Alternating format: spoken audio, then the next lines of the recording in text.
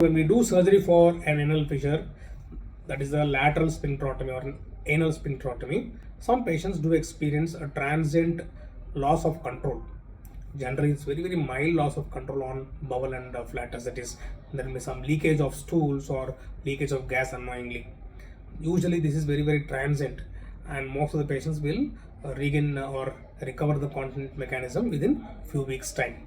Anal fissure is generally treated medically.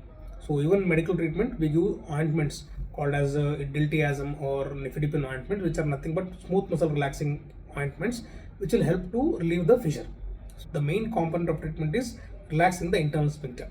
Surgery is done for patients who are having a failure of medical treatment or who are having recurrent fissure or who are having terrible pain and not responding to medical treatment at all. So these are the patients who need surgery. So what is this internal sphincterotomy? So all of us should understand that the anal canal is about 4 centimeters, and there are two muscles which will control the anal canal. That is the internal sphincter and the external sphincter. There are two rings of muscle, one inside the other. Internal sphincter is the culprit for a fissure not to heal or to having recurrent fissure. So when you have a fissure, the internal sphincter, that is the involuntary muscle, which will go into spasm without your knowledge. That is the reason why the fissure will not heal. So when there is spasm, the blood supply to the anal skin is very poor. The fissure will not heal. So external muscle is nothing but a skeletal muscle. It is voluntary, you can control it. The spasm is due to the internal muscle, which if it is not relieved, the fissure will persist. It will not heal at all. So in surgery, what we do is we cut this internal sphincter, that's called as internal sphincterotomy, and we do it partially. So lower 2/3 we cut, and this will relieve the spasm. The tone of the anal canal will come down, the blood supply to the fissure will improve, and the fissure will heal in few weeks' time. So this is almost a cure, permanent cure for anal fissure.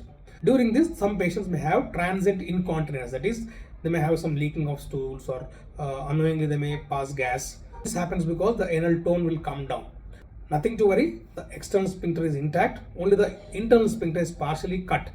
That is the reason why you will have this transient incontinence. Transient means this loss of control, which is very brief, very mild, will persist for few weeks. Most of the patients will overcome this, and this is seen not in every patient. Maybe around 10 to 20% of these patients may develop this transient incontinence. So this surgery is very effective and it cures the fissure, and most of the patients will not have long-standing problems with this. Most of the patients will recover in few weeks' time. My name is Dr. Dattaram. I'm a senior consultant surgical gastroenterologist and laparoscopic surgeon practicing in Hyderabad. So if you want to consult me, you can call me on 98954 37059 and book your appointments. Thank you so much.